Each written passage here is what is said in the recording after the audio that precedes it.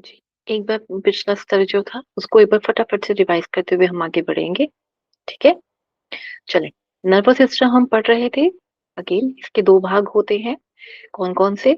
Central nervous system और peripheral nervous system. Peripheral का मतलब लिखेंगे कॉर्नर में या ब्रैकेट में कि वो जो चीज़ जो बाहरी तौर पर होती है, सराउंडिंग में होती है, आउटलाइनिंग में जो होती है, सरकमफेरेंस में जो होती है, ठीक है? बाहरी तौर सेंट्रल नर्वस सिस्टम से हम इसको ये समझेंगे जो अंदरूनी तौर पर यहाँ के लिए वैसे नहीं, जो सेंट्रल तो हो गया ना बिल्कुल बीच वाला भाग, ठीक है? और पेरिफेरल हो गया बाहर वाला भाग, ठीक है? जो आउटर कवरिंग हो गया, ठीक है? या कोई लाइनिंग हो गई, उस तरह से समझेंगे उसको पेरिफेरल को, ठीक है? फिर समझेंगे इसके अंदर सेंट्रल नर्वस सिस्टम के अंदर ब्रेन है और स्पाइनल कॉर्ड है। ये मैंने आपको बहुत अच्छे से क्लियर कर दिया था कि ब्रेन को इसलिए हम इंक्लूड करते हैं क्योंकि उसमें बहुत सारे ग्लैंड्स हैं और मेजर ग्लैंड्स वहीं पर हैं और मेजर जो न्यूरॉन्स हैं हमारे वो यहीं पर ही है। इसलिए ब्रेन को हम कंसिडर करते हैं सेंट्रल नर्वस सिस्टम के लिए। और फिर मैंने ये भी बताया था आपको डिफरेंस जो बहुत ज़रूरी है एक आम भाषा के लिए एक आम इंसान के लिए समझने के लिए कि स्पाइनल कॉर्ड को हम इंक्लूड करते ही क्यों हैं। ठीक है? स्पाइनल कॉर्ड को क्यों हमने सेंट्रल नर्वस सिस्टम के अंदर इंक्लूड करा जबकि इसके अंदर कोई भी हमारा ग्लैंड तो नहीं है यहाँ पर, लेकिन फिर भी इसको क्यों हमने इंक्लूड करा? तो इसका मैंने आपको बताया था कि इसके पास अपना एक रिफ्लेक्स सेक्शन होता है, जहाँ पे ब्रेन को मैसेज पहुँचाए बिना भी ये अपना कार्य कर लेता है, जिसे हम रिफ्लेक्स एक्शन के नाम से भी समझते हैं। आगे चलकर इसको हम और अच्छे से समझेंगे what exactly the reflex action is. क्यों? क्योंकि रिफ्लेक्स के ऊपर ही सारा कुछ अब आगे चलकर आप समझेंगे। वही मेजरली समझने वाली चीज़ है इसके अंदर। या तो अपना हो ही जाएगा वो कि कौन लेकर आ रहा है, कौन लेके जा रहा है, ठीक है? फिर आता है पेरिफेरल नर्वस सिस्टम कि बाहरी तौर पे क्या-क्या चीज़ें हैं। कौन क्या है बाहरी तौर पे नर्वस सिस्टम की अगर हम बात करें, उसके अंदर आते हैं सेंसरी पाथवेज़ और मोटर पाथवेज़। मोटर पाथवे से मैंने आपको तब भी याद करवाया था कि मोटर यानी कि जो बड़ा चीज़ है, जहाँ से पानी हमें क्या होता है, भेजा जाता है। सॉरी, ठीक है? जो जहाँ से पानी भेजा जाता है, मोटर पानी उठाती है, फिर हमें सप्लाई हो पाता है ना, अगर हम वाटर की अगर बात समझें तो। तो वो अपनी तरफ से लेती है पानी और फिर आपको पहुँचाने का कार्य करती है, ठीक है? तो लाने का कार्य कौन करता है? सेंसरी। सेंसरी से हम अपनी ज्ञानेंद्रियों को समझेंगे, ठीक है? सेंसरी क्या है? ज्ञानेंद्रियाँ हैं आपकी, इंद्रियाँ। उन इंद्रियों से हमने जो चीज़ ली, वो उसने ब्रेन तक पहुँचा दी, ठीक है? अब ब्रेन क्या कहेगा, क्या करना है, कैसे करना है, वो मोटर पाथवे से बताएगा, ठीक है? यानी कि पानी की सप्लाई से, ठीक है? मोटर।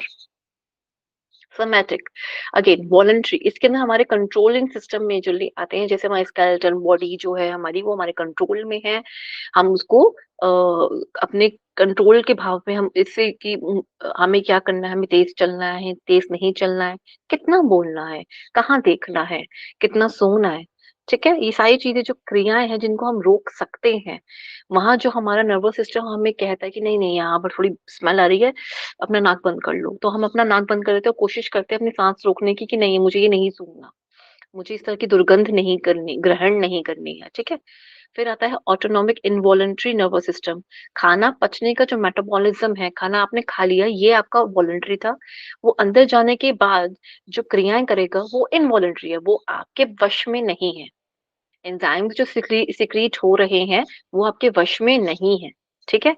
आप सिर्फ़ खाना और खा सकते हैं अपनी इच्छा अनुसार, ठीक है? फिर उसके बाद भी एक स्टॉप आ जाता है जहाँ पे पेट कहता है कि बस कृपा कर दो, अब और मत डालना इसके अंदर, अब मैं और नहीं पचा पाऊँगा, या तो मैं इसको आपके मुख के द्वार से बाहर निकाल दूँगा, या तो मैं और नहीं ले पाऊँगा, कृपा करो मुझ पर, ठीक है?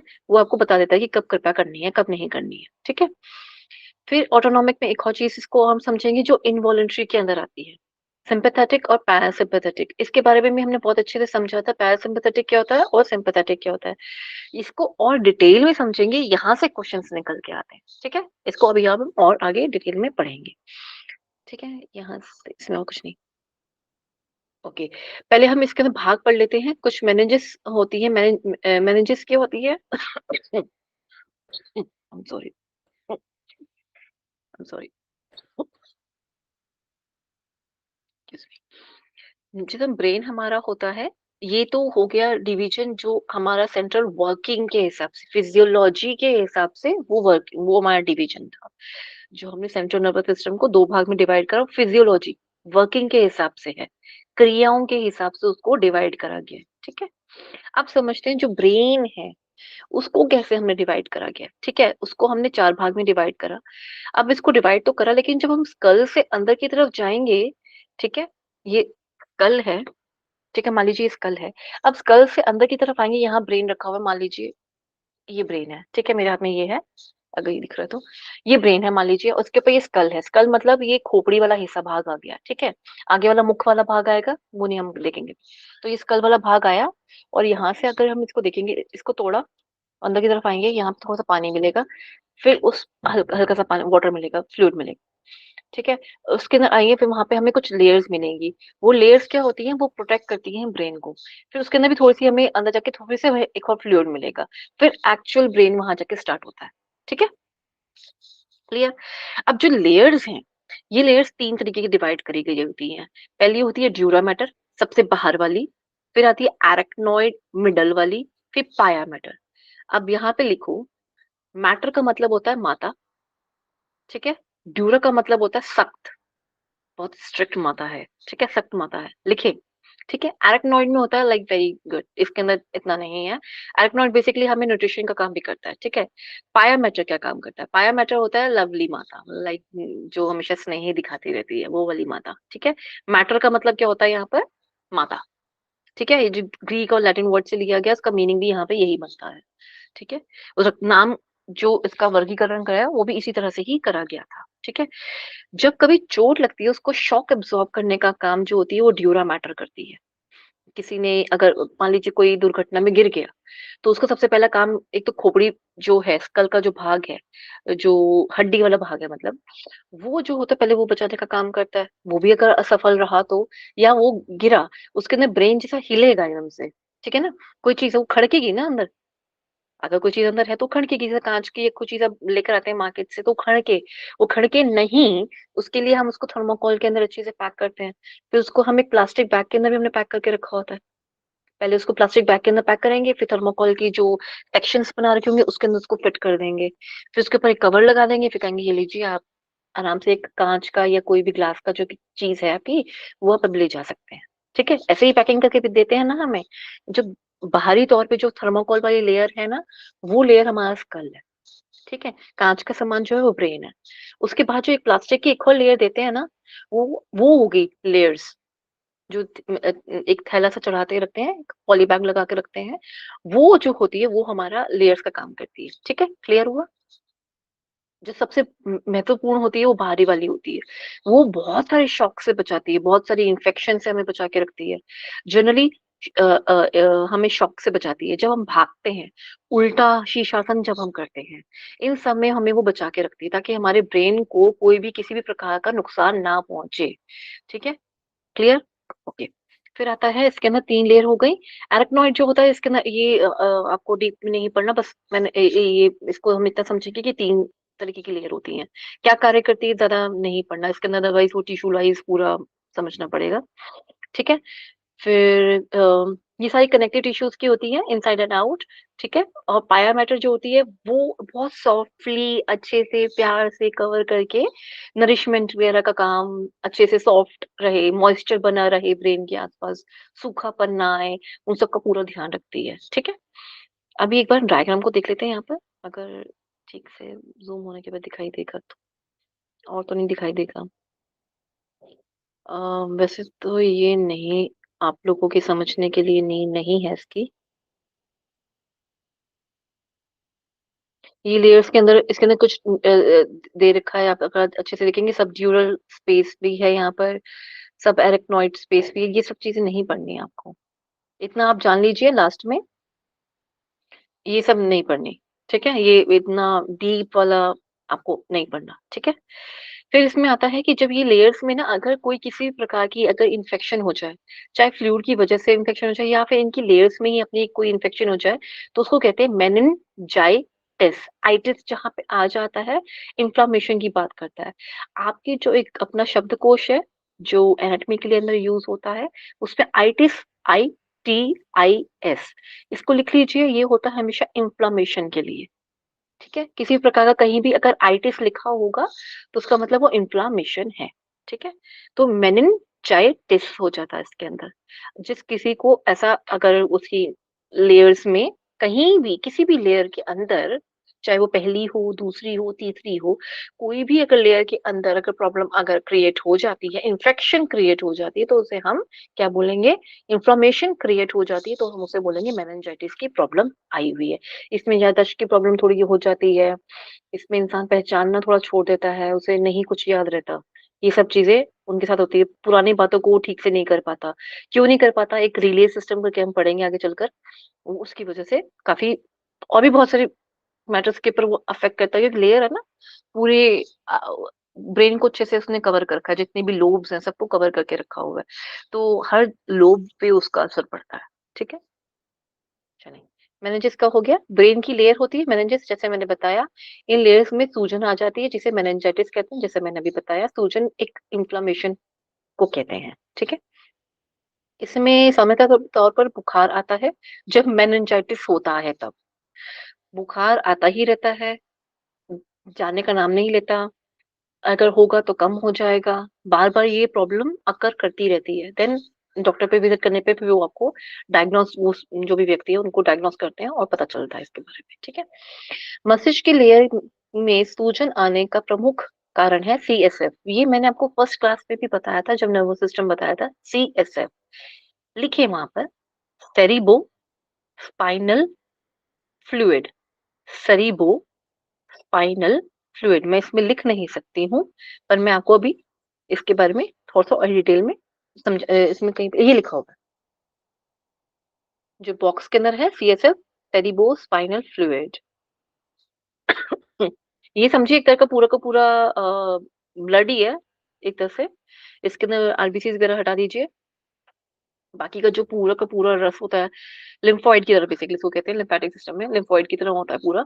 जितना भी नरिशमेंट होता है ब्लड में, सारा नरिशमेंट जो पूरी बॉडी में जब हम खाते हैं, पीते हैं, सब कुछ करते हैं, वो जो नरिशमेंट होता है ना, वो ब्रेन तक पहुँचाने का काम, सॉरी, ब्रेन के आस-पास जो फ्लूइड है, ये फ्लूइड ये इसके अंदर वो उस फ्लूइड के अंदर सारा न्यूट्रिशन होता है।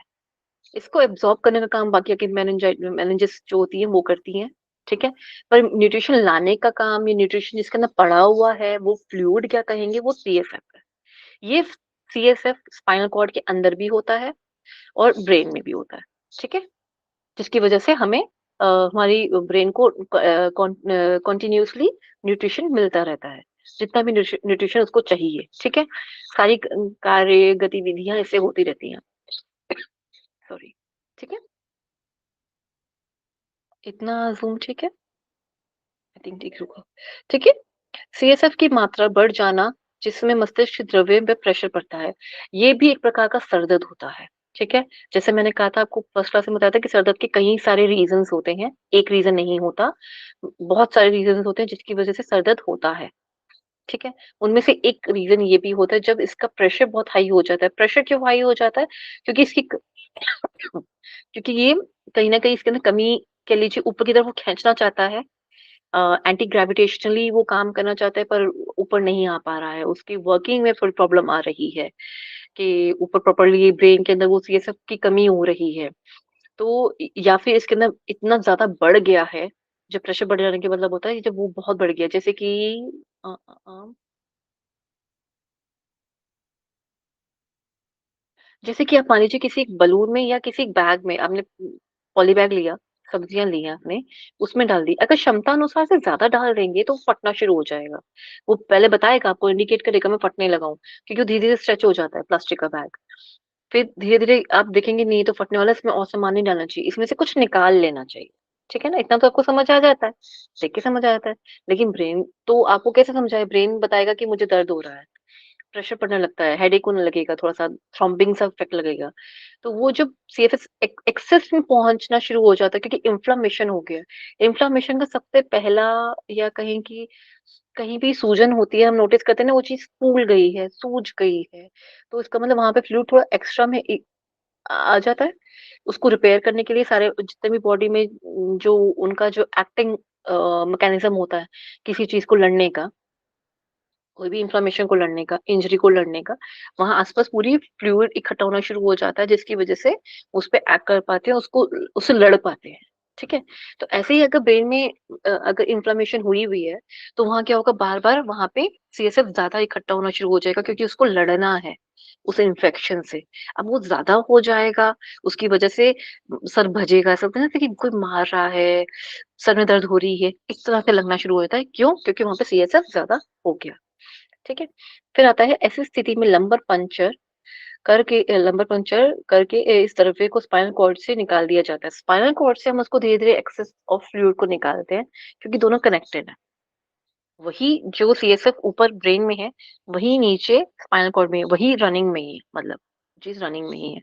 तो लंबर रीजन में हम बिल्कुल कमर के पास जो लंबर रीजन होता है कमर का, उसपे जो नीचे निचला भाग होता है, वहाँ से इंजेक्ट करके इसको निकाला जाता है, ठीक है? सॉरी, एक बार इसका डायग्राम देख लेते हैं। डायग्राम में कोई ऐसी चीज़ है जो समझने वाली है? नहीं, डायग्राम सिर्फ़ आपके रेफ़रेंस के लिए है, ज़्यादा उसको ना देखें। जितना आपको पढ़ाया जा रहा है, जो टर्म्स आपको पढ़ाई जाती हैं, डायग्राम में जितनी वो टर्म्स हैं, सिर्फ़ उसी पे ध्यान दीजिएगा। विलायी वगैरह पे, इन सब पे, गायरस, हल्काई अगर पढ़ाया जाएगा तो ही आप इसको याद कीजिए, जो कि पढ़ाया जाएगा अभी। इसके अलावा अगर कोई है कि सबड्यूरल स्पेस है, एराक्नॉइड स्पेस है, एराक्नॉइड विलाईज़ हैं, वो नहीं पढ़ना आपने, ठीक है? जो शब्द आपके नोट्स के अंदर हैं, सिर्फ़ वही शब्द को आप डायग्राम के अंदर देखें, समझें। एक्सेस में जो बाकी लेबलिंग दे रखी है, वो आप ना पढ़ें। देख लें, अगर आपको अच्छा लग रहा है तो ठीक है, उसको याद करके या उसको समझने का प्रयास ना करें, ठीक है? क्योंकि उसे उसमें कई जगहों पे फंक्शनिंग समझा रखी होती है, ठीक है? ब्रेन, सेंट्रल नर्वस सिस्टम का सेंट्रल पार्ट है, ठीक है? ब्रेन स्कल बोन के अंदर होता है, क्रेनियम बॉक्स जो कल हमने समझा भी था परसों।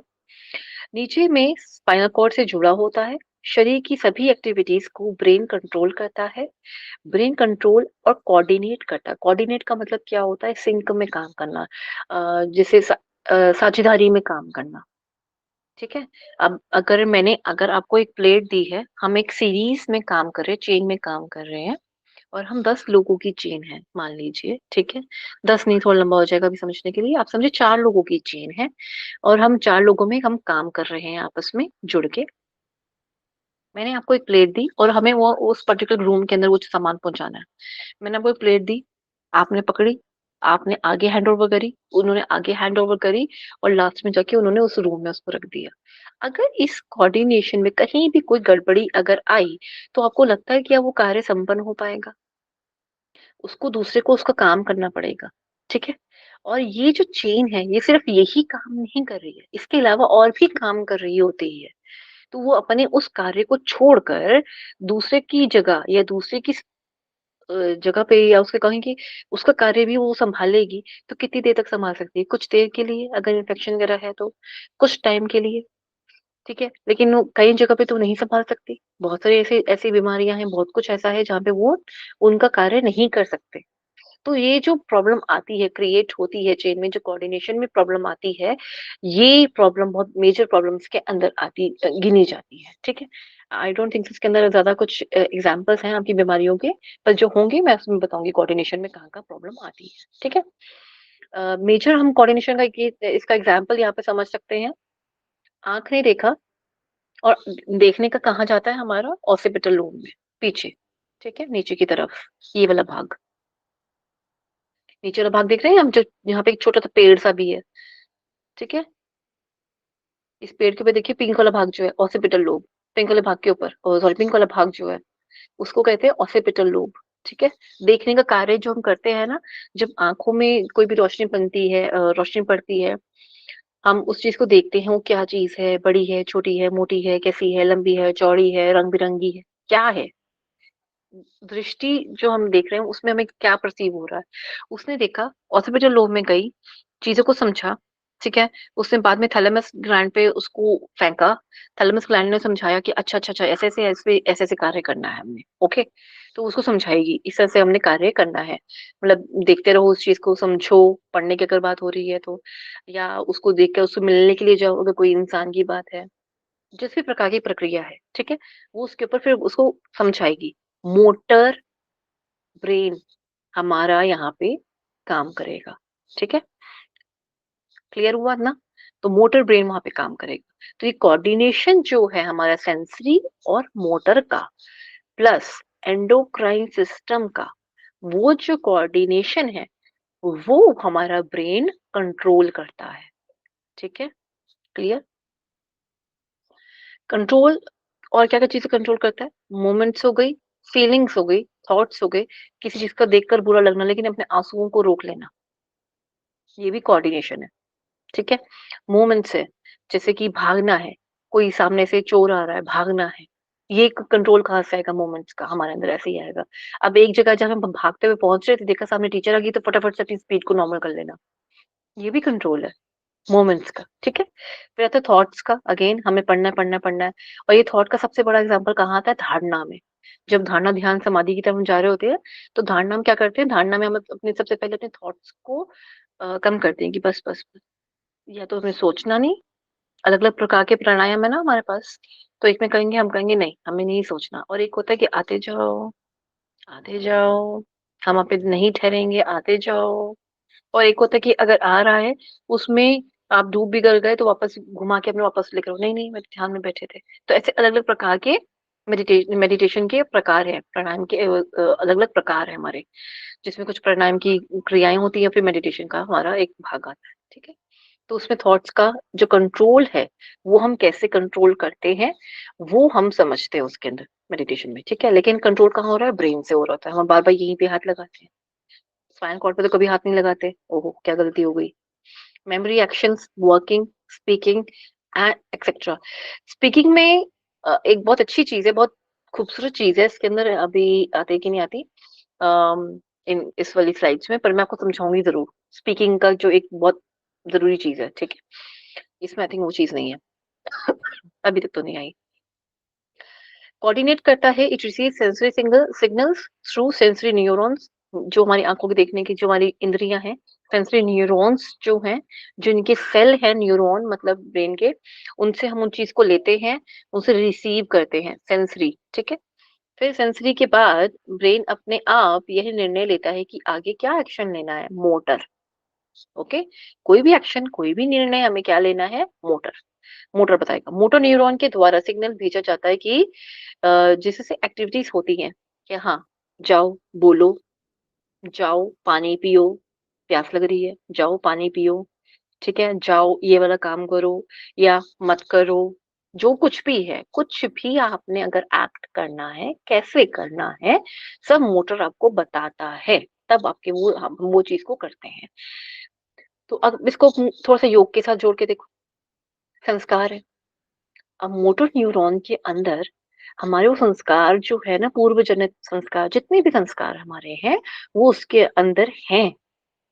एक जो पैदाइशी, जो बाय बर्थ हम कई जन्मों के हम लेते हुए आ रहे हैं, ठीक है, वो संस्कार उसके अंदर बैठे हुए हैं। फिर दूसरे संस्कार आते हैं, जो हम अभी से लेकर मतलब बचपन से लेकर आज तक हम लोगों ने सीखा, समझा, जो इस जन्म में समझा, ठीक है, लोगों से जो हमारे अपने एक्सपीरियंस है, वो भी मोटर के अंदर जाके हमारे स्टोर हो रहे हैं। अब इतने न्यूरॉन्स हैं हमारे ब्रेन में, जितने की तारे आसमान में, इतने हैं। तो ये सब अपना कार्य कर रहे होते हैं, सब में अपने कुछ संस्कार होते हैं, और हमें उन संस्कारों को नष्ट करना होता है। कैसे नष्ट करते हैं? उसके अंदर जो गतिविधियां हो रही होती है, उनको हमने क्लियर आउट करना होता है। अगर हम सेलुलर लेवल पे इसको हम थोड़ा समझने की कोशिश करें, प्रयास करें, तो कि जब मैंने आपको पहले भी बताया था फर्स्ट क्लास से ही, कि सिर्फ सेल ही एक मेजरली मूलभूत चीज है जो समझने वाली होती है कि प्राणायाम क्या काम कर रहा है, हम धारणा ध्यान समाधि में हम कहाँ जाके बेसिकली हम कहाँ हिट कर रहे हैं, क्या चीज है हमारी बॉडी की जहाँ पे हम उसको हिट कर रहे हैं, कहाँ से समाधि का असली जो महत्व निकल के आता है मेरी बॉडी पे, वो क्या है। बहुत सारे सेल है हमारी बॉडी में, बहुत सारे तंतु हैं, न्यूरॉन्स भरे हुए हैं ना हर जगह पे। तो जो न्यूरॉन्स हैं वो काम क्या कर रहे हैं? चीजों को लेना, चीजों को देना, ये सारा कुछ कर रहे हैं। पहले तो हम उनको रोकते हैं ना, ना किसी प्रकार का कोई भी हमने ये इंद्रियों से कुछ ग्रहण नहीं करना, रोक लो पहले अपनी इंद्रियों को। उपनिषद में यही पढ़ते आ रहे हैं बार बार, कंटिन्यूअसली यही लाइन पढ़ते हैं, इंद्रियों को रोको, इंद्रियों को रोको, इंद्रियों को रोको।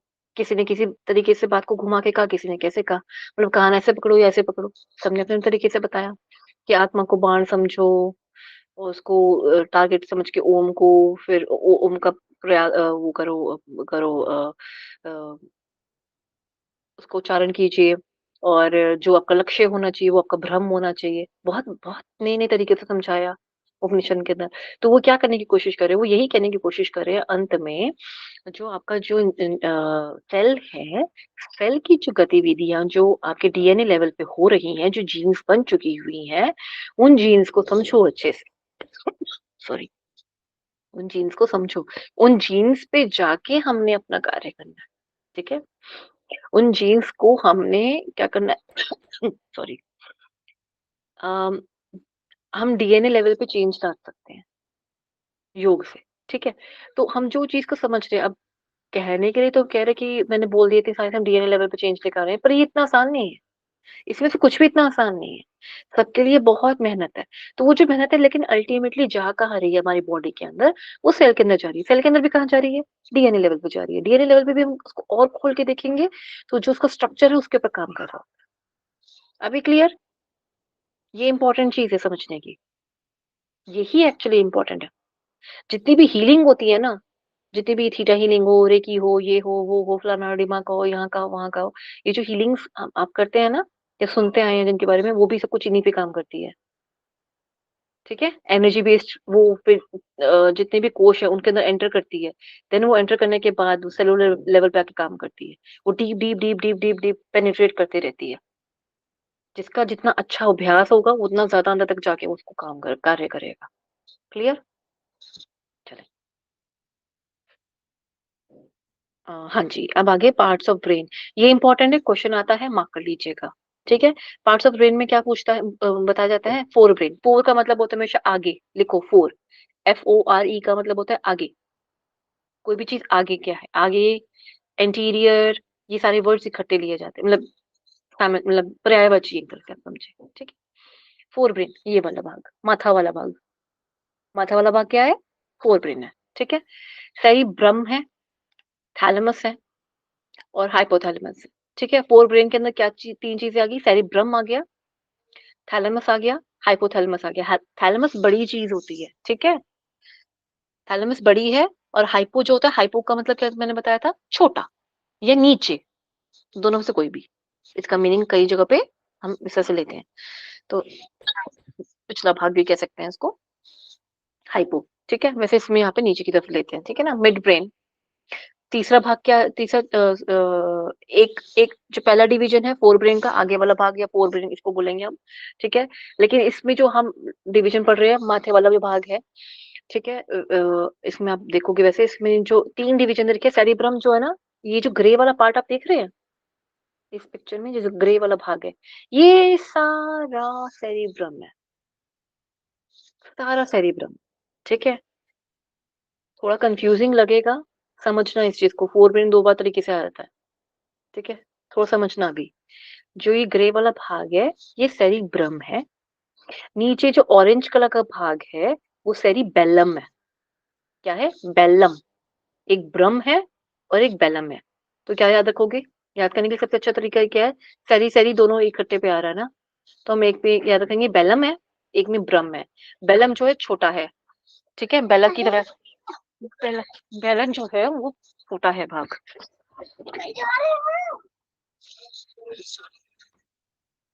बेलम जो है वो तो छोटे में आता है और जो ब्रह्म है वो बड़ा भाग आता है। ठीक है? आप ब्रह्म में एक और चीज भी याद कर सकते हैं, एज अ ड्रम बड़ा वाला भाग आ गया। और ब्रह्म से और एक और किसी ने मुझे बताया था, बड़ा अच्छा बताया था। ब्रह्म से एक एक बहुत अच्छा उन्होंने मुझे एग्जांपल दिया था उस टाइम पे, मैंने लिखा था मैंने कहीं पर, तो मैं आपको उसका मैं कोट करके बताऊंगी। ठीक है? और बैलम में जो आता है एज अ बेला, एज अ बेल आप कह सकते हो, छोटी सी घंटी टाइप आप उसको कह सकते हो, कि उसको उसमें ले लिया। तो वो छोटा जो ये ऑरेंज वाला भाग है ना, ये छोटे वाला बैलम, ये बहुत इंपॉर्टेंट चीज है, इसको लिख लीजिएगा, बहुत इंपॉर्टेंट है। रेस्पिरेशन में जो छोटे छोटे स्किल्स होते हैं, पियानो हो गया और स्टिचिंग हो गई, डांस हो गया, चेस हो गई, चेस कह सकते हैं चेस भी, बट मेजरली चेस का थोड़ा कम कहेंगे। इसमें वो वाले कार्य हम इंक्लूड करते हैं जिसके अंदर बारीकी वाले काम होते हैं। बड़ी बारीकी वाले काम होते हैं। जैसे मैं स्टिचिंग में बताया ना, स्टिचिंग में जो सिलाई-बुनाई का काम है, वो हो गया। पियानो प्ले करना हो गया, फटाफट से धुन को चेंज करना होता है बार-बार, हमें सरगम को बनाना होता है, तो वो सारा कुछ भी इसके अंदर आएगा। डांस हो गया, डांस में क्या होता है आगे-पीछे आपको सिंक्रोनाइज़ के अंदर एक ताल के अंदर काम करना होता है, तो वो भी आ गया। फिर उसके अलावा अब और क्या हम इंक्लूड करते हैं जितने भी ये राइटिंग का काम आ गया अ, जितने भी अच्छा, सीधे चलने का काम जिसके अंदर होता है, ठीक है? जिसमें हमें सीधा चलना होता है, वो सेरिबेलम का काम होता है, ठीक है? सेरिबेलम आपको बताता है कि सीधे कैसे चलना है। मैं इसका एक छोटा-सा एग्ज़ाम्पल देती हूँ। ये फिर याद रखिएगा इसको एग्ज़ाम्पल से, ठीक है? अगर एक सीधी रेखा खींच दी गई है सफ़ेद रंग की, सड़क है, उसपे सफ़ेद रंग की सीधी सीधी रेखा खींच दी गई है। यहाँ पे अगर कोई मेल है और थोड़े अगर उम्र में है, तो उनको ये पता होगा ये टेस्ट हुआ करता था पहले। जिसको कहते हैं कि ड्रिंक टेस्ट जो होता था, अल्कोहल टेस्ट जैसा होता था ना, तो पहले के टाइम पे पुलिस क्या करती थी, अगर किसी ने ड्रिंक करके नहीं कर रखी, उसको टेस्ट करने के लिए कहते थे कि इस सीधी लाइन पे ना जो सफेद लाइन खींची है, इस पे चल के दिखाओ, इस पे चल के दिखाओ। अगर वो सीधा-सीधा चलेगा, तो उसका मतलब उसने ड्रिंक नहीं कर रखी है। अगर वो थोड़ा-सा भी थोड़ा-सा मतलब कि पता चल जाता है ना चाल, इधर-उधर नाचते हुए जा रहे हैं, तो उसका मतलब उन्होंने ड्रिंक कर रखी है, alcohol. Puzzle solving, yes Sonali ji, बहुत अच्छा एग्ज़ाम्पल दिया पज़ल सॉल्विंग। बहुत, बहुत अच्छा एग्ज़ाम्पल दिया। पज़ल सॉल्विंग में सेरिबेलम अब हमारा काम आता है, बेलम बेल, दिमाग की घंटी बजी, अब याद रहेगा आपको, ठीक है? तो जो घंटी है वो नीचे की तरफ रहती है और ये दिमाग की घंटी एक्चुअल में बजाता है। ये छोटा-सा एक पेड़ की तरह होता है, ठीक है? एक ये पेड़ का एग्ज़ाम्पल भी यहाँ पे आप याद रखिएगा इसको। श्रीमद् भगवद गीता में इस वृक्ष को यहाँ पे समझाया इस वृक्ष को नहीं है वो, ये वाला वृक्ष नहीं है, मैं सिर्फ़ एग्ज़ाम्पल के तौर पे समझाने की कोशिश कर रही हूँ, प्लीज़ दोनों को एक मत मान लेना, ठीक है? उसमें समझाया जाता है कि उल्टा पेड़ जैसा होता है, उसमें बताया है ना? श्रीमद् भगवद गीता में एक श्लोक में अंदर बड़े अच्छे से समझाया है इसको, कि उल्टे पेड़ को कैसे उन्होंने एक्सप्लेन कर अश्वत्थ रखा है। वृक्ष की बात बताई गई है, पीपल के वृक्ष की उल्टा वाला, हुँ। जी, बिल्कुल है ना? ठीक। जी, 16वें अध्याय का पहला सूत्र है वो, पहला श्लोक जी। है। धन्यवाद उमेश जी। बिल्कुल, बिल्कुल सटीक टाइम पे इन्होंने बिल्कुल सही बताया कि 16वें अध्याय का पहला श्लोक जो है श्रीमद् भगवद गीता में कल्प वृक्ष को उन्होंने अ, उल्टा करके बताया है, उसको एक्सप्लेन करा है, बहुत ब्यूटीफुली एक्सप्लेन करा है, ठीक है? इसमें भी ना वो वृक्ष की तरह ही लगता है ये। इसका जो आकार आकार कहें या जो इसकी जो आकृति है, वो पूरी की पूरी वो पूरी की पूरी जो है वो किस तरह से एक पेड़ की नुमा बनी होती है, ठीक है? एक गोभी का एक छोटा-सा डंडल देखेंगे ना वैसा भी लगता है दिखने में। आप वैसा भी कह सकते हो, गोभी के डंडल की तरह। गोभी का एक छोटा-सा पार्ट तोड़ लेते हैं ना जैसे हम, खाने वाली गोभी जो होती है जिसकी हम पराठे भी बनाते हैं पंजाबियों में। तो वो जो छोटा-सा एक भाग होता है ना बिल्कुल वैसा लगता है जैसे कि सेरिबेलम भी ऐसा-सा है। उसको अगर कट करोगे ना बिल्कुल ब्रेन लगता है। अगर आप गोभी का जो एक गोभी जो होती है, पूरी फूल गोभी लीजिए अच्छे से, ठीक है? जो जिसकी हम पराठे बना के खाते हैं, वो पूरी लीजिए, ठीक है? उसको जैसे हम लेयर में कट करोगे ना, उसमें जो एक ऐसे लाइन्स करके एक डिज़ाइन बन के आता है, वो सब कुछ जो होता है, डिज़ाइन जो बन के आता है, उस डिज़ाइन को आप बिल्कुल कोरिलेट कर सकते हैं, ब्रेन ऐसा ही होता है। अगर ब्रेन की स्लाइस करी जाए ना ऐसे ही, एग्ज़ैक्टली ऐसी लगती है दिखने में। ठीक है? बहुत सुंदर तरीके से उसके अंदर आप कभी भी नोटिस कीजिएगा, आप कभी मैं आपको सेक्शंस भी भेजूँगी अगर मैं यहाँ पे भेज पाई तो। ठीक है? मैं ट्राई करूँगी भेजने का, ठीक है? तो वो सेक्शंस जो होते हैं बिल्कुल एग्ज़ैक्टली वैसे ही लगते हैं दिखने में, ठीक है? अच्छा चलिए थोड़ा-सा आगे बढ़ते हैं, सेक्शंस को और थोड़ा बढ़ाते हैं आगे। मिड ब्रेन हो गया, पूर्ण ब्रेन के अंदर 3 भाग आएँगे, याद करेंगे, अभी के अभी करेंगे। फोर ब्रेन में क्या-क्या सेरिबेरम ग्रे वाला पार्ट, थैलेमस बड़े वाला ये जो बीच में ऑरेंज वाला पार्ट है, हाइपोथैलेमस लिखा हुआ है जहाँ पर, थैलेमस एंड हाइपोथैलेमस। आप देख रहे हैं? ये लिखा हुआ है यहाँ पे। एक छोटा-सा एक गेयर सा बना हुआ है, इसके मैंने निकाल रखा है आपके लिए, एक बड़ा अच्छा सुंदर सा निकाल रखा है मैंने ये, समझाने के लिए। इसको बहुत अच्छे से समझ लीजिएगा। ये थैलेमस वाला पोर्शन जो है ना, ये हमारे एमिगडाला के अंदर, लिम्बिक सिस्टम के अंदर इंक्लूड होता है। मैं आपको क्लियर करूँगी उस चीज़ को, बहुत इम्पोर्टेंट चीज़ है वो, ठीक है? फिर हाइपोथैलेमस हो गया, मिड ब्रेन हो गया। मिड ब्रेन के अंदर बीच वाला भाग जो आता है ना, ये वाला अ, जो ये स्टेम जा रही है, ब्रेन स्टेम जो जा रही है हमारी सॉरी। तो ये ब्रेन स्टेम वगैरह जो जा रही है हमारी, वो उसके अंदर भी आती है। इसको इसके उन्होंने इतने डिविजन्स नहीं दे रखे हैं। मेरे पास इसका अच्छा वाला एक वर्ज़न होगा, मैं आपको दिखाती हूँ। हाइंड ब्रेन आता है, हाइंड ब्रेन मतलब पीछे वाला भाग। हाइंड का मतलब ही पीछे पीछे होता है, पीछे हो गया या पोस्टीरियर हो गया, इस तरह से इनको इंटररिलेट भी करा जा सकता है, ठीक है, पर्यायवाची की तरह, ठीक है।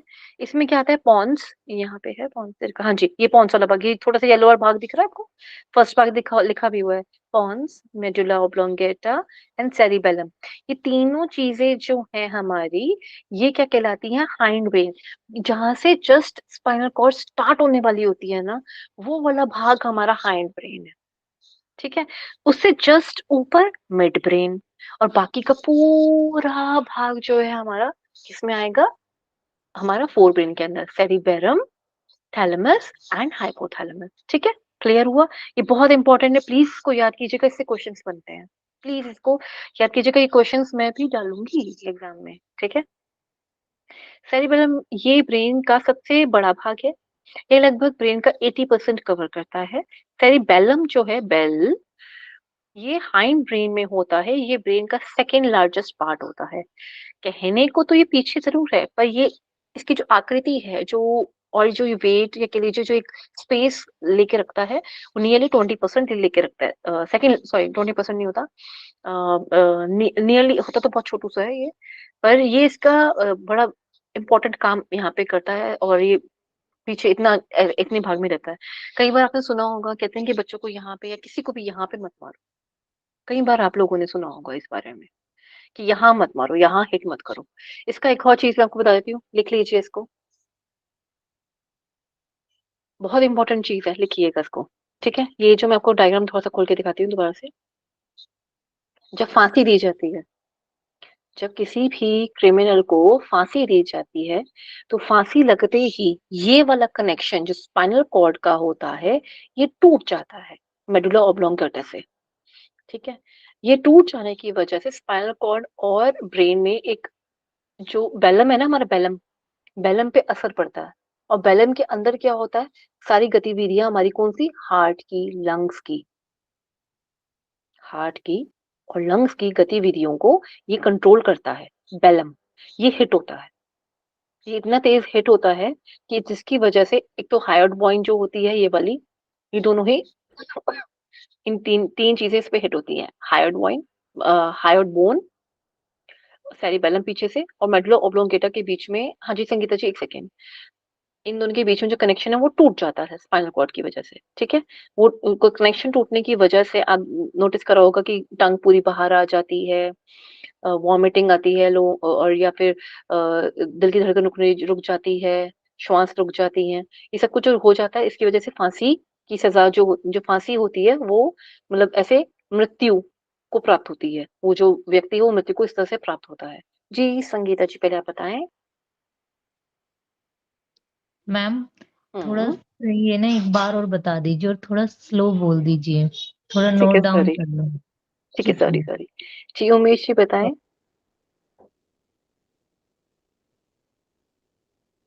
मैं ये पूछ रहा था, ये हम्म। आपका सेरेबेलम जो consist of the what are the things you said ना, कि ब्रेन का, सॉरी, हम्म। आपका हार्ट का बीटिंग, ये दो तीन चीजें जी बताइए जो। हाँ जी, मैं बता रही हूँ, दोबारा रिपीट करती हूँ जी, वही संगीता जी ने कहा कि मैं दोबारा रिपीट करूँ। जी ज्योति जी ने भी शायद हैंड रेस किया था, बताएं। नो मैम, मैंने नहीं किया। ओके सॉरी, मेरे को गलती लगी है, ठीक है संगीता जी आप हैंड डाउन कर लीजिए, मैं एक बार दोबारा बता देती हूँ।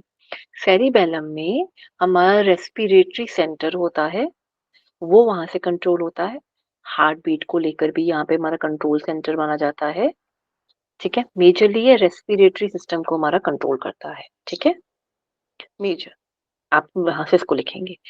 जब फांसी की सजा होती है, तो जो ये नीचे की तरफ स्पाइनल कॉर्ड लिखा हुआ है ना, इसके ऊपर एक टू ऐसे कट जाता है, ये ना ऐसे होता है, ये ब्रेन है, ये मान लीजिए पूरा ब्रेन है, ठीक है, सेरिबेलम तक यहाँ पे आ रहा है, ये यहाँ से निकल रही है स्पाइनल कॉर्ड, ठीक है। जब फांसी की सजा देती है ना, तो ये ऐसे हो जाती है, ये टूट जाता है ऐसे करके, ये कनेक्शन टूट जाता है, ऐसे कह लीजिए, ऐसे कह लीजिए, जैसे भी कह लीजिए, वो अंदर वो टूट जाता है, कनेक्शन टूट जाता है।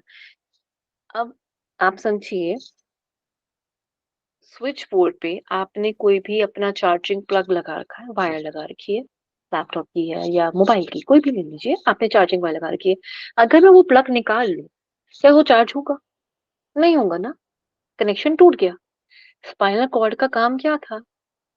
बाकी की पेरीफेरल सिस्टम पे अपना कार्य करना। यानी कि जो हमारा ब्रेन काम कर रहा है, जो गतिविधियां ये कर रहा है, कंट्रोल और कोऑर्डिनेट, इतना कुछ वो कर रहा है, और भी बला बला चीजें कर रहा है, रेगुलेट करेगा और इसको देखेगा, करेगा, जो भी गतिविधि है वो सब कुछ ब्रेन देख रहा था। और देख किसके थ्रू रहा था? या तो क्रेनियल नर्व से, या तो स्पाइनल नर्व्स के थ्रू। स्पाइनल नर्व्स का तो आगे का भाग आता है ना, सारा का सारा पेरिफेरल जो है वो स्पाइनल नर्व का भाग है। ठीक है, पेरिफेरल सिस्टम जो आता है वो हमारा स्पाइनल नर्व का सारा भाग आना शुरू हो जाता है। आप यहाँ समझिए, मोटा मोटा समझिए। ठीक है, तो जो नर्व्स जो है ना, पूरी की पूरी मेरे यहाँ पे आके खत्म हो रही है। मेरी नर्व्स यहाँ से आई, पूरी यहाँ पे खत्म हुई, हर तरफ से ये सारी नर्व्स आ रही हैं। कहाँ से आ रही है? स्पाइन से आ रही है, रीढ़ की हड्डी से सारी की सारी वो नर्व्स आ रही हैं, वो वहां पहुंचा रही है उनको। अब वो कनेक्शन ही कट गया, रीढ़ की हड्डी का कनेक्शन ही कट गया। अब नीचे का भाग राहु केतु बन गया। ठीक है, अब केतु को तो गया काम से, उसके पास तो कोई है ही नहीं, कंट्रोलिंग सिस्टम ही नहीं, कोई इलेक्ट्रिक करंट ही नहीं है, किसी प्रकार का कोई इलेक्ट्रिक करंट नहीं रह गया। तो क्या वो कार्य कर सकता है? नहीं कर सकता, वो बेजान हो गया। अब रह के ब्रेन, जो थोड़ी देर तक के लिए होता है जिंदा, कुछ देर तक की तो जिंदा रहेगा, जिसे हम धनंजय भी कहते हैं, धनंजय प्राण, याद कीजिए। ठीक है, वो कुछ देर तक रहता है। वो कुछ देर तक कितनी देर तक रहेगा? जितनी देर तक ब्रेन अपना एक्टिव थोड़ी देर के लिए रह सकता है। जब ब्रेन देखता है कि ओ, मेरा जो कनेक्शन तो सारा टूट गया, वो लूज हो गया, अब मैं किसको कनेक्शन भेजूं? किसी के पास कोई कनेक्शन नहीं होगा। इसलिए जब फांसी की सजा दी जाती है तो नियरली कुछ देर वहां वेट करा जाता है कि क्या वो क्रिमिनल मर गया या नहीं मर गया, ये देखा जाता है कुछ देर तक के लिए। फिर जब देखते हैं फड़फड़ाहट खत्म हो गई है, जिह्वा बाहर आ गई है, आंखें बाहर आ गई हैं, या इसका एक और सिम्टम होता है, क्या उन्होंने मूत्र विसर्जन भी होता है कईयों में वॉमिट आ जाती है। तो ये सब के कुछ कुछ सिम्टम्स होते हैं, वो देखे जाते हैं, क्या ये ऐसा कुछ हुआ है। ये सब चीजें देखी जाती है, नोटिस करी जाती है उस टाइम पे। ठीक है, तो ये इसलिए जो नकाब बनाया जाता है क्रिमिनल को फांसी की सजा के वक्त, वो इसलिए बनाया जाता है क्योंकि वो चेहरा नहीं देखा जा सकता। फांसी वाला चेहरा कभी नहीं देखा जा सकता, ये बहुत डरावना होता है, बहुत ही डरावना। एक डरावनी पिक्चर तो कुछ भी नहीं होगी इसके आगे, वो बहुत डरावना चेहरा हो जाता है। और शायद उसको देखने के बाद किसी को नींद भी ना आए, वो इतना डरावना लगता है। आंखें ऐसे बाहर आ जाती हैं, ठीक है, जिह्वा बाहर आ जाती है। ठीक है, तो ये सब कुछ देखना इतना आसान नहीं है।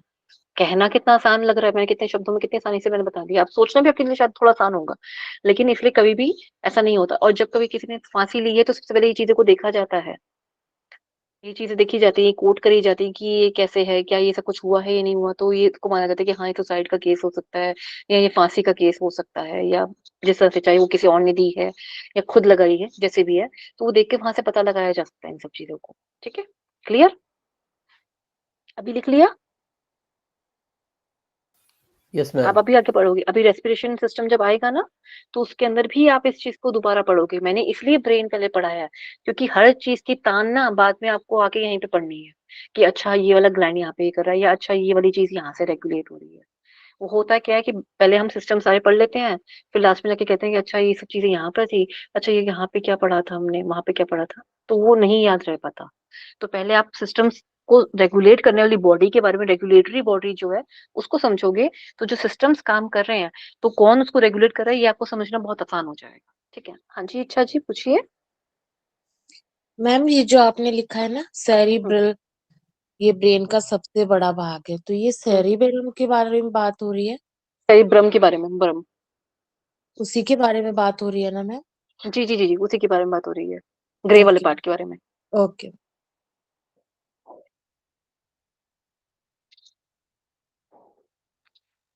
ठीक है, और कोई क्वेश्चन या कोई कंफ्यूजन? संगीता जी, हाँ जी पूछिए। मैम जब फांसी की सजा होती है तो इस स्पाइनल कोड से जो कनेक्शन होता है, स्पाइनल कोड ही तो जा रहा है कनेक्ट करने के लिए, तो वो टूट जाता है। हाँ जी, बिल्कुल सही समझे आप, ओके बिल्कुल मैम। सही समझे आप। क्योंकि पूरी बॉडी में जो कनेक्शन लेके जा रहा है, वो कौन लेके जा रहा है? वो स्पाइनल कॉर्ड ही तो लेके जा रहा है। सुषुम्ना नाड़ी के साथ कनेक्शन टूट गया, ना ईड़ा रही ना पिंगला रहा। और कुंडलिनी जागरण तो भूल ही जाओ ना, उस बेचारे का तो वो क्या ही होगा, कुछ नहीं होगा। कुंडलिनी ऊपर जाके करेगी भी क्या, उसको कुछ दिखेगा नहीं। राहु केतु में तो आप समझ लीजिए शरीर और धड़ अलग हो गया। कोई लॉजिक बनता है क्यों नीचे का भाग जिंदा रहेगा? नहीं ना, ऐसा है। ठीक है, अभी क्लियर हुआ नीचे का भाग क्यों यस जिंदा नहीं है? मैम, उसकी थैंक वजह यू मैम। स्पाइनल कॉर्ड है, जैसे आपने अभी कहा। गुड, चलिए। ब्रेन स्टेम क्या होती है? ब्रेन स्टेम को जरूर लिख लीजिए, इस पे भी क्वेश्चन बनता है। इसमें मिड ब्रेन आता है, पॉन्स आते हैं और मेडुला ऑब्लोंगेटा आता है। ठीक है, ब्रेन स्टेम के अंदर कंफ्यूज मत हो जाइएगा मिड ब्रेन में और हाइंड ब्रेन के अंदर। ठीक है, कंफ्यूज मत हो जाइएगा। ब्रेन स्टेम अलग चीज है और वो अलग चीज है। ठीक है, चलिए। इसका जब आप एक बार देखेंगे ना डायग्राम, मैं आपको कुछ और पिक्चर्स भी इसकी सेंड करूंगी, वो आपको हाँ जी संगीता जी बोलिए। नो मैम, सॉरी अच्छा, मैं ठीक है, हाँ डाउन कर लीजिए जी। Brain stem, corpus callosum, thalamus, hypothalamus और सेरिबेलम, ये हमने अभी पढ़ लिया। एक रह गया, वो बहुत इंपॉर्टेंट है, वो है कॉर्पस कैलोसम। अब क्या है, हम सब ने अखरोट खाया, ठीक है, खाया। किसी के पास है भी अखरोट का कुछ एग्जाम्पल, जी कुछ मैम, ऐसा? की तरह ही दिखता है ये। नहीं दिखता तो है, पर उसके अंदर मुझे कुछ और समझाना है। अखरोट के अलावा, अखरोट में आप देखते हैं जो दो डिविजन्स बने हुए होते हैं, बस कुछ ऐसा है नहीं जिससे मैं आपको अभी यहाँ पे एक चीज को क्लियर कर लेफ्ट देती हूँ। हेमिस्फेयर और लेफ्ट राइट हेमिस्फेयर बताना चाह रहे हैं मैम? नहीं वो भी नहीं वो तो बहुत सिंपल चीज है। अच्छा देखिए, ये है लेफ्ट, सॉरी राइट, और ये लेफ्ट, ये दोनों हेमिस्फेयर जुड़े हुए हैं। ठीक है, आपको दोनों के बीच में बड़ा आसानी से एक लाइन दिख रही है ना, ये वाली लाइन और ये वाली लाइन, मैम ये दिख मेरे रही है ना? पास है अखरोट, दिखाऊं क्या? दिखाइए। पूरा वाला कि टूटा हुआ? नहीं नहीं, पूरा वाला चाहिए मुझे तो, ओके जस्ट अ टूटने मिनट। के बाद तो वो चीज समझ ही नहीं आएगी। हाँ,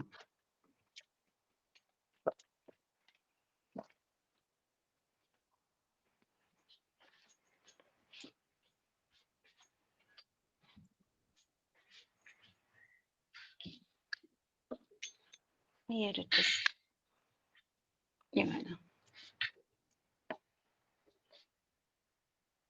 दिखा जी क्या ये मैम? दिखा रहे, हाँ जी। देखो, इसमें नहीं, ये तो अच्छा, ये इसका शेल नहीं टूटा होगा। हाँ वही इसलिए पूछ रही हूँ कि टूटा हुआ कि पूरा वाला। अच्छा अच्छा, नहीं इसके अंदर वाला भाग है, अंदर वाला हाँ भाग, है ना। ये हाँ क्रेनियम बॉक्स है। हाँ। ठीक है, ये स्कल ये हमारा क्रेनियम बॉक्स है। अरे इसमें वाह, आपने टूटा तो हुआ बहुत भी है। जान है। नहीं कभी कभी टूट जाता है मैम। कभी कभी तो टूट जाता है, ये बात तो सच है जी। बड़े आराम से इसको तोड़िएगा मत, इसी को दिखाइए। जी ये देखिए, ये जो दो भाग है लेफ्ट एंड राइट के, हाँ ऐसे रखिए जी। जी, लेफ्ट एंड राइट के ये दोनों भाग दिख रहे हैं, ये हल्की सी एक लाइन जा रही है बीच में। ठीक है, जी ये डिवाइड करती है इन दोनों को। ठीक है, ऐसे ही ऊपर वाले भाग को हम कहते हैं पेराइटल, अभी आप पढ़ेंगे वो वाला लोब्स पढ़ेंगे हम। ठीक है, बीच वाला भाग देख रहे हैं, ये देखिए, ये वाला जो भाग है इन दोनों को जोड़े हुए है। जितने मर्जी कट्स हों लेफ्ट और राइट के कट्स में, इसमें एक चीज आप देखेंगे जुड़ा हुआ है। इसको पूरा बाहर निकालिए पीस को, अगर आप निकाल सकते हैं बिना तोड़े।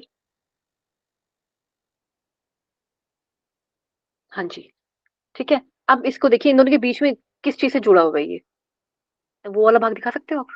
हाँ, ये वाला जो पोर्शन है ना, यही है। हाँ जी जी, कोई नहीं कोई नहीं कोई नहीं कोई नहीं कोई नहीं। ये जो दोनों भाग है दोनों आपस में जुड़े हुए हैं किसी चीज से, देखिए ब्राउन ब्राउन डार्क ब्राउन से, ये होता है कॉर्पस कैलोसम।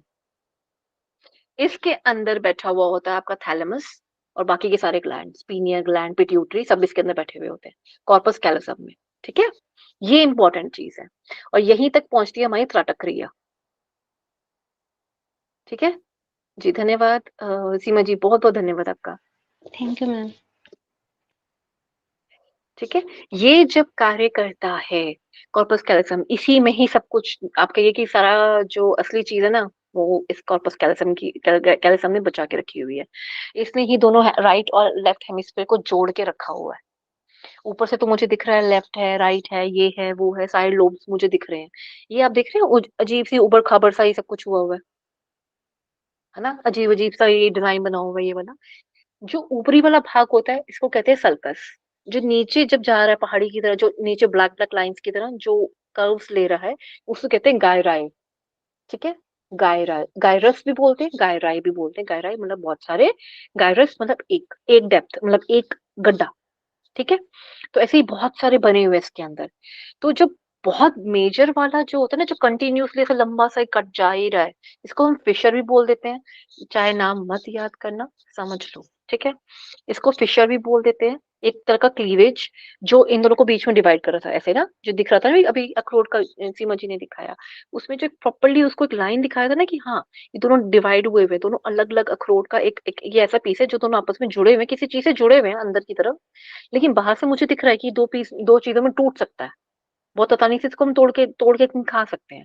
ठीक है, ये वन पीस नहीं है, इसको अंदर से जोड़ने वाली कोई एक चीज है, जो जिस उस एक चीज ने उसको एक बनाया हुआ है, उस कॉर्पस कैलोसम ने उसको एक पीस बनाया हुआ है। अभी क्लियर हुई मेरी बात? नहीं, अगर क्लियर हुई मैं नहीं बढ़ूंगी आगे, ये क्लियर करना जरूरी है। जी धन्यवाद। ठीक है, फिर कॉर्पस कैलोसम जो हो गया, यही कम्युनिकेट करता है हमारे लेफ्ट और ऊपर देखिए लिखा हुआ है यहाँ पर भी, कम्युनिकेट करता है बिटवीन लेफ्ट और the right hemisphere, transfer motor, sensory and cognitive information. जो प्रकार की किसी भी प्रकार की आप इंफॉर्मेशन लेते हो वो ये देता है। क्यों? थैलेमस जो होता है ना, सॉरी, थैलेमस जो होता है ना, वो एक चेक बॉक्स की तरह काम करता है। क्या इन्फॉर्मेशन लाए हो? हाथ से लाए हो, पैर से लाए हो, आंख से लाए हो, नाक से लाए हो, जिह्वा से लाए हो, कान से लाए हो, कहाँ से लाए हो, क्या इन्फॉर्मेशन लाए हो? पहले थैलेमस पे जाके चेक पोस्ट पे जाके दिखाना पड़ता है, फिर थैलेमस भेजता है आगे। अच्छा, ये वाला काम आंख का है, जा पीछे हॉस्पिटल के पास जा, यहाँ पर जा। अच्छा, श्वास में कोई प्रॉब्लम आ रही है, खांसी जैसे मुझे भी हो रही थी, तो जा सेरिबेलम के पास जा जा जा। फिर अच्छा, कुछ और पर प्रॉब्लम आ रही है, नाक की कोई प्रॉब्लम आ रही है, ऑल्फैक्टरी लोब्स, तो अच्छा ठीक है, छींक दो। अच्छा, जीवा की प्रॉब्लम आ रही है, टेस्ट बड़ा अच्छा लग रहा है, ओह गुलाब जामुन खा के कुछ याद आ गया, तो वो बताएगा। वो उस पूरे रिले सेंटर में जहां जहां भी उसकी कोई यादें थी कि हमने फलां की शादी पे खाया था, बड़ा अच्छा गुलाब जामुन था, बड़ा अच्छे अच्छे बनाए थे उन्होंने, बड़े अच्छे सर्व किया, हम सब बैठ के ऐसे सारे कजन्स बैठ के खा रहे थे, वो जो पूरी यादें हैं वो एकदम से याद आनी शुरू हो जाएंगी उसको खाते ही जिब्बा से। ठीक है, वो देखते ही, मतलब वो खाते ही मुझे कुछ याद आ गया। वो सारा कुछ जो काम करेगा ना, वो ये काम करवाता है, कॉर्पस कैलोसम काम करवाता है। ये भेजता है सब हर जगह पे सारी इंफॉर्मेशन। थैलेमस पहले मेन आएगा चेक पोस्ट कि हाँ जी ये बात हो गई है, अब बताओ करना क्या है।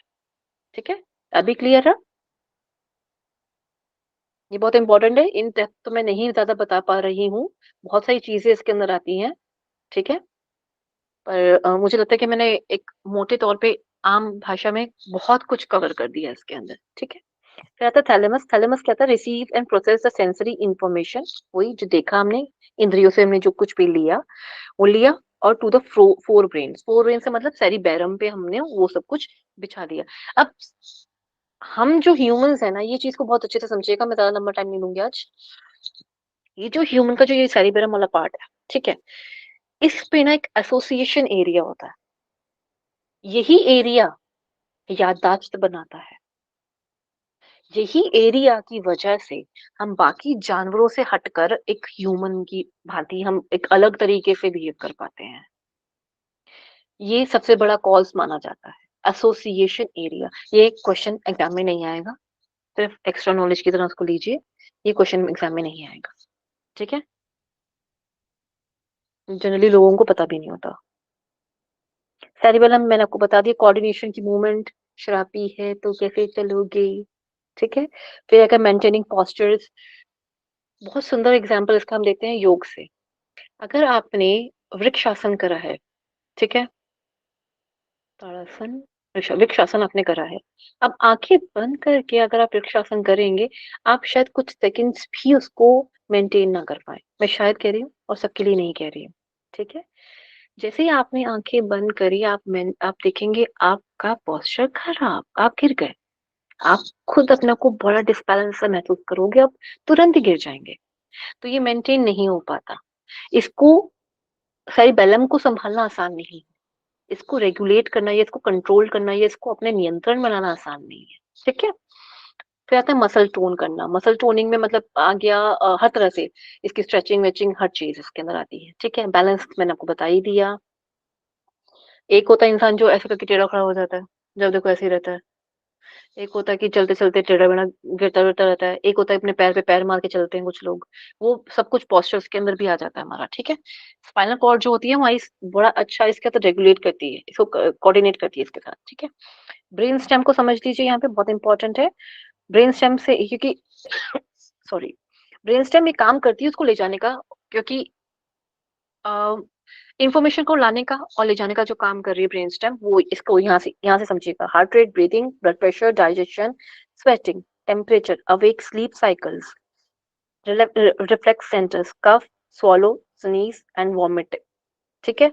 ये जो है ये ब्रेन स्टेम का काम है, लेकिन ये रेगुलेट जो उसका असली रेगुलेटिंग बॉडी जो है वो सेरिबेलम है, क्योंकि ये उनको उसको इंफॉर्मेशन लाने का काम करती है, ठीक है? ये जो है रेगुलेट कैसे कर रही है, किसके थ्रू कर रही है? सेरिबेलम के थ्रू कर रही है सारा कुछ। ये यहाँ का सामान यहाँ होना चाहिए वैसे। इसे होना समझने में थोड़ी दिक्कत हो जाती है। अगर ये चीज़ जैसे मैंने समझाई है, अगर ये चीज़ यहाँ से यहाँ आ जाए, समझने में दिक्कत हो जाती है। इसको आप यहीं पे लिखेंगे सेरिबेलम में ये सब कुछ होता है, ठीक है? क्लियर? इसको ब्रेन स्टेम का पार्ट ज़रूर मान लीजिए, पर लेकिन सेरिबेलम हम इसके अंदर लिखेंगे। क्यों लिखेंगे? क्योंकि ब्रेन स्टेम के अंदर मिड ब्रेन आता है, पॉन्स आते हैं और मेडुला ऑब्लोंगेटा आता है, ठीक है?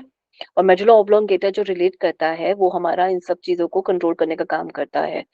मेडुला ऑब्लोंगेटा किसका काम करता है? रेस्पिरेटरी सेंटर्स है हमारे, ठीक है?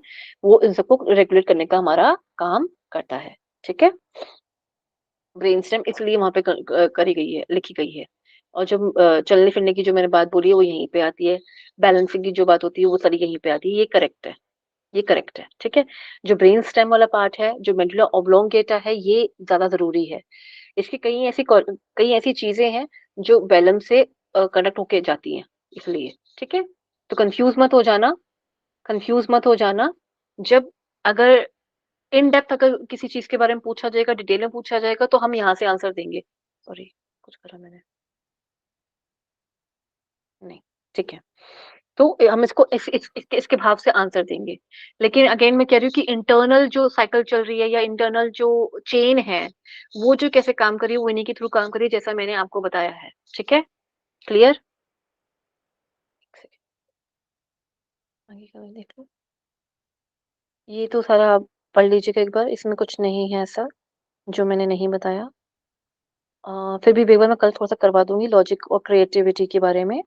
जैसे हमने कई बार पढ़ा होगा कि जो लेफ्टीज होते हैं वो बड़े क्रिएटिव होते हैं, ठीक है? दे आर वेरी क्रिएटिव, चाहे वो drawing, sketching, painting, art, dance, acting, कोई इस तरह की चीजें जो होती हैं जनरली वो they are very creative about it. और हमें अगर अपना ये स्किल अगर एनहांस करना है तो start doing your work from the left hand. इससे आपका राइट ब्रेन एक्टिव होगा, ठीक है? क्रिएटिव थिंकिंग आप I, I am lefty ma'am, yes. आप इस चीज को आप महसूस कर सकते हैं, ठीक है? आप इस महसूस कर सकते हैं, देख सकते हैं, ठीक है? अभी आज के लिए मैं क्षमा चाहूंगी। थोड़ी देर, हाँ जी, संगीता जी ने हैंड रेस किया जी, बोलिए। मैम वो जो ब्रेन स्टेम के बारे में बता रहे थे, वो सैरिबेलम भी वही काम करता है? वो मेरे को समझ नहीं आया, कंफ्यूज हो हाँ, गई मैं मैं उसमें। मैं मैं समझ रही हूँ, क्योंकि जिस तरह से लिखा था ना उससे कंफ्यूज होना बनता भी है।